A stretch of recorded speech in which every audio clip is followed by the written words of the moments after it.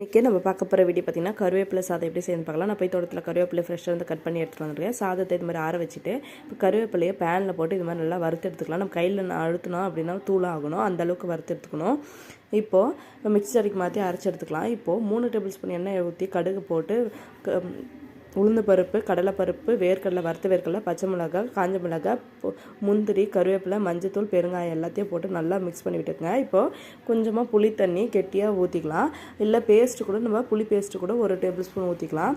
அதையும் நல்லா விதக்குனதுக்கப்புறம் நம்ம உப்பு தேவையான உப்பு இப்போ அரைச்சி வச்சுருக்க நம்ம கருவேப்பிலையோட தூளையும் சேர்த்து ஆட் பண்ணி நல்லா மிக்ஸ் பண்ணி விட்டுக்குங்க. இப்போ நல்லா மிக்ஸ் ஆகிடுச்சு. இப்போ நம்ம ஆற வச்சுருக்க சாப்பாட்டையும் இதில் போட்டு நல்லா மிக்ஸ் பண்ணிவிட்டுங்க. நம்மளோட சூப்பரான ஹெல்த்தியான கருவேப்பிலை சாதம் ரெடி ஆகிடும்.